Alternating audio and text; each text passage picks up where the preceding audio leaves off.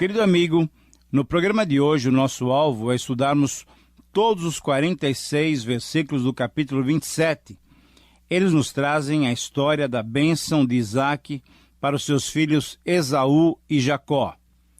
Antes de analisarmos detalhadamente o texto, uma visão completa vai nos ajudar a perceber e vai nos ajudar a entender como é importante reconhecermos que Deus é poderoso e soberano para realizar os seus desígnios, para realizar o seu plano, mesmo diante das precipitações humanas, mesmo diante dos pecados humanos.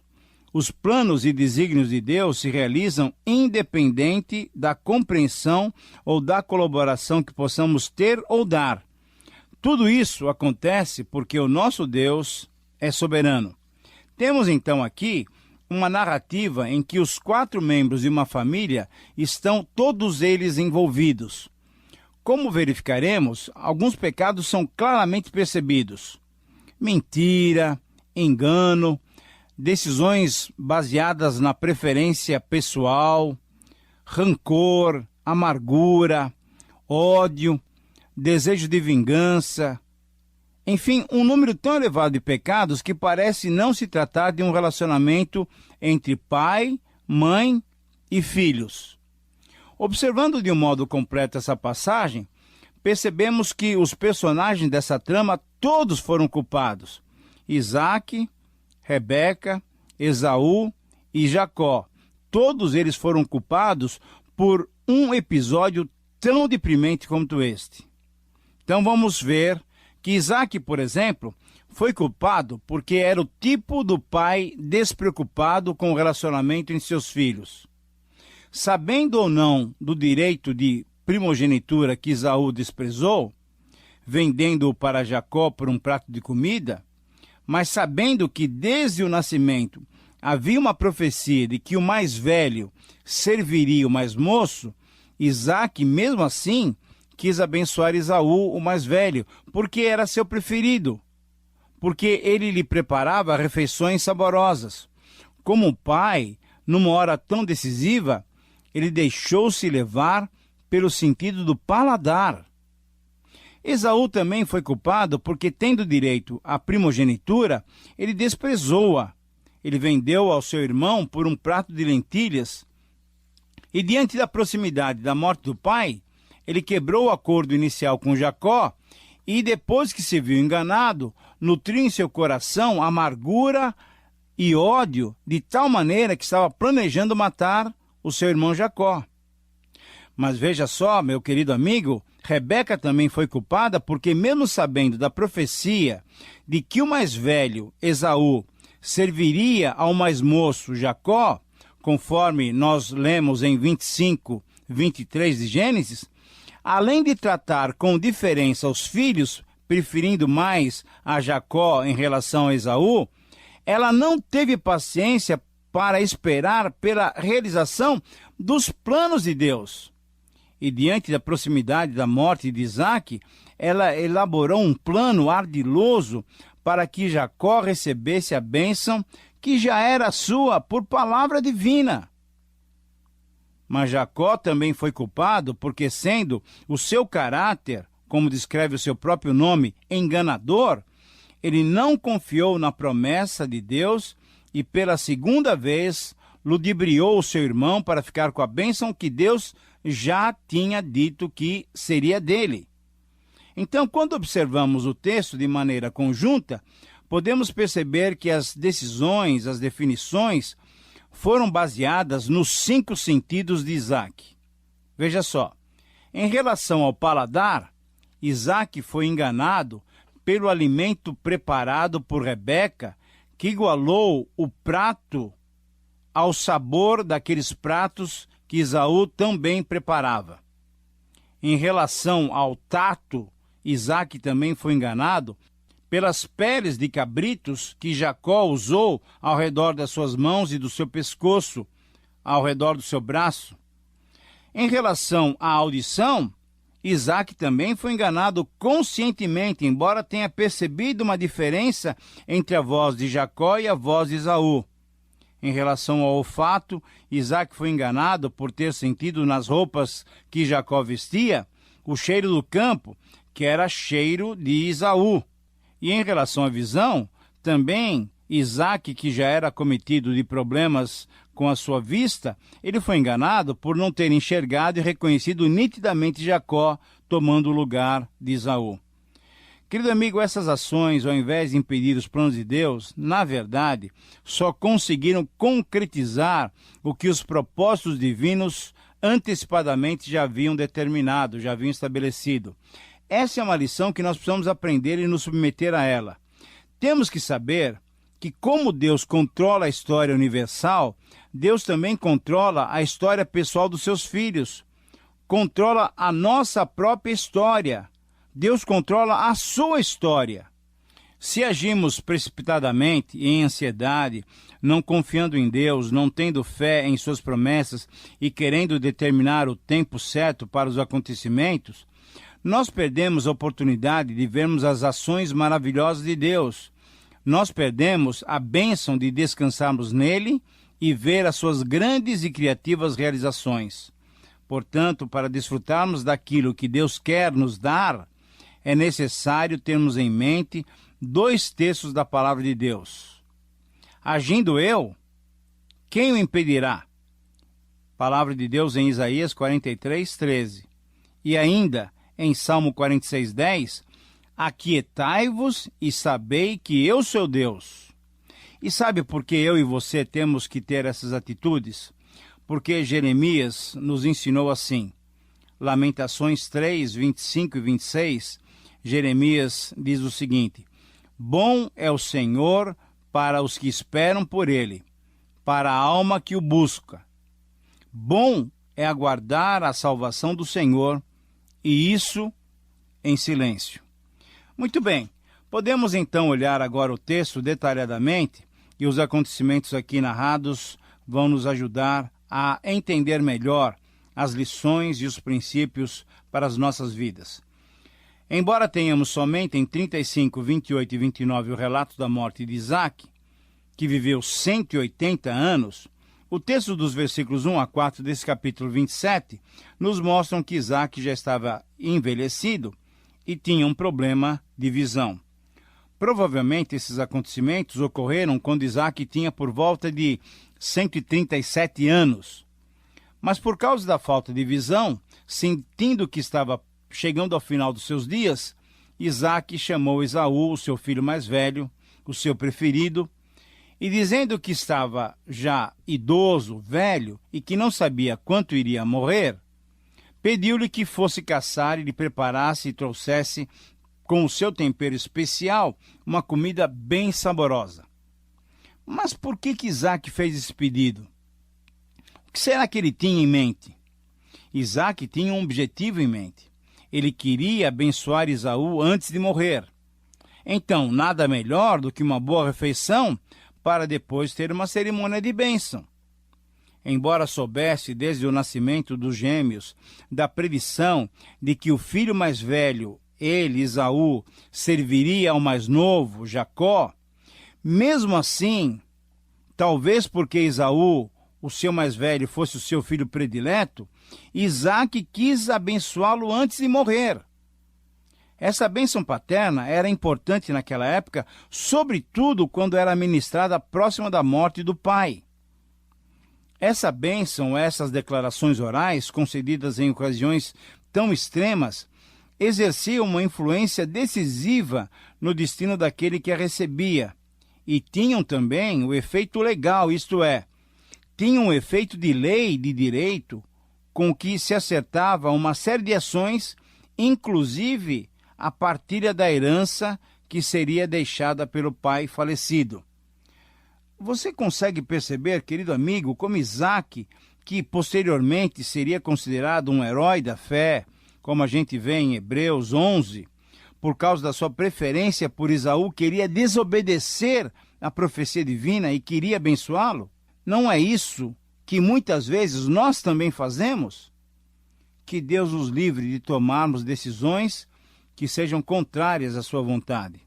Mas o texto continua e nos versos 5 a 13, encontramos Rebeca provavelmente escondida, ouvindo a conversa de Isaque e Esaú atrás da porta, ali em alguma parte da tenda. Ela, ao ouvir o pedido de Isaque e a prontidão de Esaú saindo para caçar, Rebeca rapidamente chamou a Jacó, contando-lhe toda a conversa do pai e do irmão, e lhe deu uma ordem muito clara, muito explícita, conforme o versículo 8. Agora, pois, filho meu, atende às minhas palavras com que eu te ordeno. Você está percebendo? Rebeca demonstrou ser tão ou mais fraudulenta que o próprio Jacó, que já tinha conseguido enganar o seu irmão anteriormente. Rebeca queria ser obedecida. Aquele não era o momento para discutir, não era o momento para qualquer argumentação. Jacó teria que correr até o rebanho e escolher 2 bons cabritos e trazê-los para que ela fizesse uma refeição saborosa, conforme Isaque apreciava. E assim, Jacó levaria a Isaque aquele alimento para que depois de Isaque ter se alimentado, ele, o pai Isaque, o abençoasse. Era um plano arriscado. Jacó tentou dissuadir a mãe desse plano, lembrando que Esaú, seu irmão, ele era peludo, enquanto ele, Jacó, era mais liso, isso é, não tinha tantos pelos pelo corpo. Certamente Jacó não estava com medo da mentira, mas ele não queria também que seu pai descobrisse que estava sendo enganado. Jacó então disse à mãe que não queria ser amaldiçoado por enganar o pai. Rebeca não queria discutir, era urgente. E numa atitude que revelou seu coração, ela fez uma auto-imprecação. Isso é, ela fez uma auto-maldição. Ela disse a Jacó, no versículo 13, o seguinte: caia sobre mim essa maldição, meu filho. Atende somente o que eu te digo. Vai e traz os cordeiros, e traz os cabritos. Querido amigo, que impressionante, não é mesmo? Na verdade, isso é uma clara precipitação por se desconfiar dos planos divinos. Na mente de Rebeca, que tinha Jacó como seu filho predileto, eles não podiam perder aquela oportunidade. Ou eles fraudavam e conseguiam a bênção de Isaque, ou ela cria que Jacó não seria mais abençoado. Que pena, que tristeza! Ela agiu e forçou o seu filho a agir buscando uma solução humana. Ela não quis esperar no Senhor, que é criativo, para agir de modo que nem sequer pensamos ou sequer imaginamos. Isso é desconfiança, isso é incredulidade, é falta de fé. Mas, querido amigo, o texto prossegue e nos versos 14 a 25 encontramos o relato do trabalho prático. Ao receber os cabritos, Rebeca os preparou de maneira que Isaque apreciava. Depois, vestiu Jacó com a melhor roupa de Esaú, cobriu as mãos, os braços e o pescoço de Jacó com as peles dos cabritos. Tudo tinha que ser feito, foi feito. Todos os detalhes foram feitos. O que vemos aqui é o processo do pecado descrito também por Tiago, lá no Novo Testamento, no capítulo 1, 14 e 15, que diz o seguinte: cada um é tentado pela sua própria cobiça quando esta o atrai e seduz. Então a cobiça, depois de haver concebido, dá luz ao pecado, e o pecado, uma vez consumado, gera a morte. Você se lembra desse texto? Quais são os passos desse processo que nos levam a pecar? Eu acho que valeria a pena você anotar. Observe o que o texto diz. Diz assim: primeiro passo, atração. Depois, sedução. Terceiro lugar, concepção. Em quarto lugar, concretização do pecado. E em quinto lugar, a consumação que infelizmente gera a morte. É isso que acontece também conosco. Para o cristão, essa morte, o passo final do processo, é a perda da comunhão com Deus, uma vez que o texto não sugere a perda da salvação. Mas para aquele que ainda não recebeu Jesus como seu Senhor e Salvador, esse último passo, esse quinto passo, coloca-o como um morto espiritual até que essa pessoa se volte para Jesus e receba-o como Senhor e Salvador da sua vida. É possível fazer um paralelo desses passos com as atitudes de Rebeca e de Jacó? Se olharmos bem para o texto, eu creio que sim. Primeiro, a ideia de fazer Isaac abençoar Jacó atraiu Rebeca. Segundo, ela ficou seduzida com a possibilidade do seu plano dar certo. Terceiro, ela concebeu o pecado ao elaborar o plano e convocar Jacó para participar. Quarto, o pecado foi concretizado quando Jacó pegou os cabritos e ela preparou-os de maneira muito saborosa. E em quinto e último lugar, a consumação que gerou a morte aconteceu quando Isaac foi finalmente enganado. A que morte estamos nos referindo aqui? Reafirmamos, nesse caso, como no caso daqueles que já foram justificados pela fé em Cristo Jesus, essa morte é a quebra da comunhão, a perda da intimidade com Deus. A minha oração, querido amigo, é que não prossigamos dando os passos desse processo tão tenebroso que nos leva a pecar. O texto prossegue e vemos que quando Jacó vai até Isaac, o velho pai faz algumas perguntas para certificar-se sobre quem entregava o alimento a ele. Por que será que Isaac fez essas perguntas?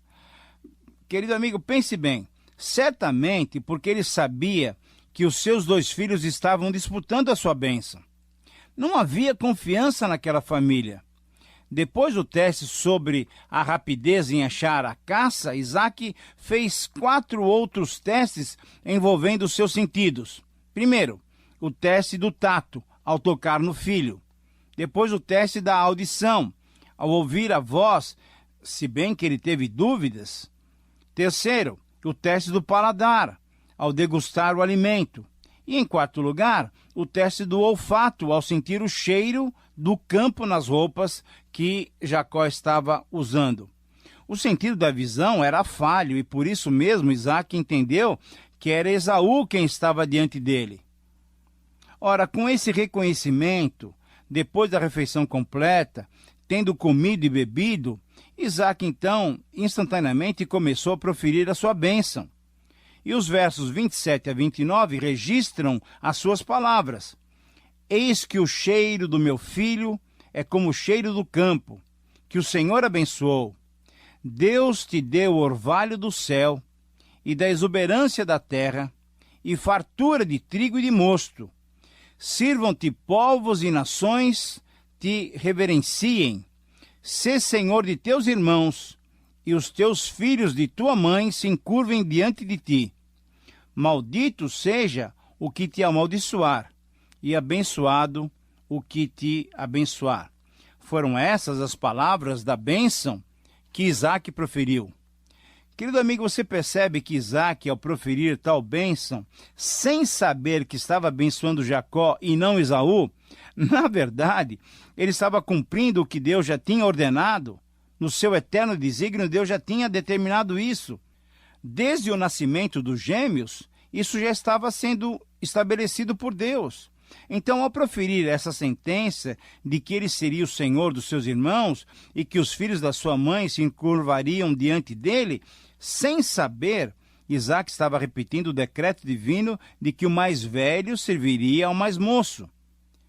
Querido amigo, mesmo quando tentamos fazer a nossa vontade, pois esse era o desejo de Isaac, abençoar Esaú, Deus é poderoso e soberano e nos faz realizar os seus planos. E o texto continua, e o desfecho da cena é impactante.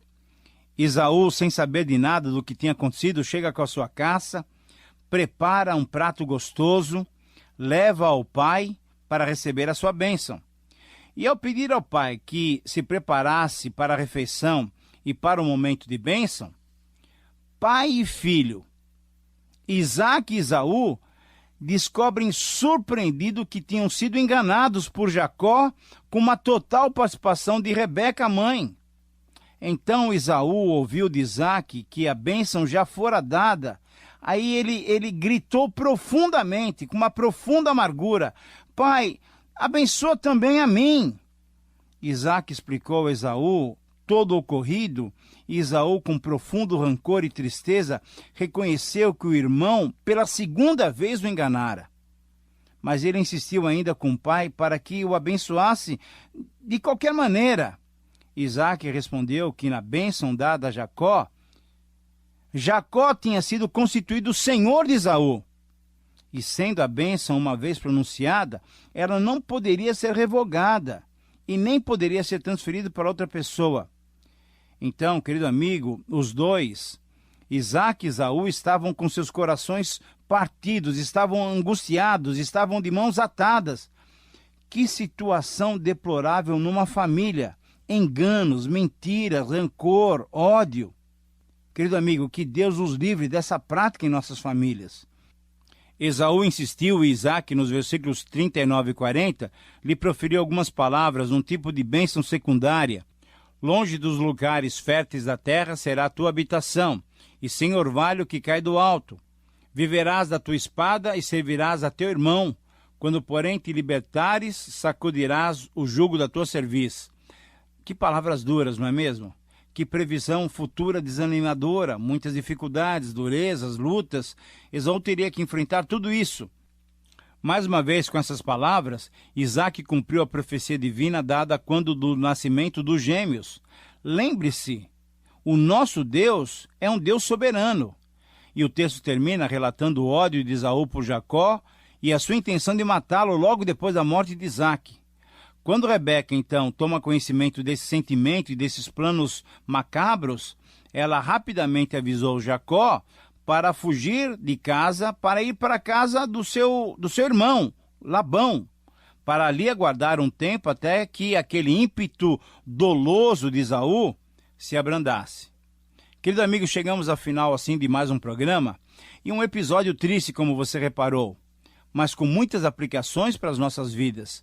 Minha oração é que a nossa vida familiar seja de harmonia, compreensão, sinceridade, amor, perdão e, sobretudo, que haja uma profunda submissão ao Senhor para que somente Ele e a sua vontade sejam honrados e glorificados. Muito obrigado por sua companhia. Espero a sua sintonia no próximo programa.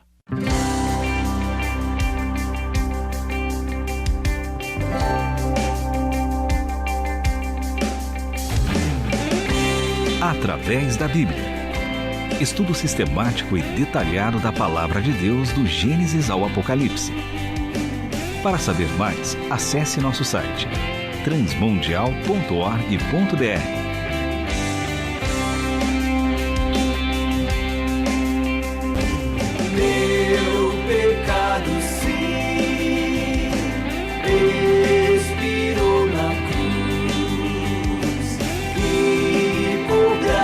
Sem igual, salvou-me meu Jesus.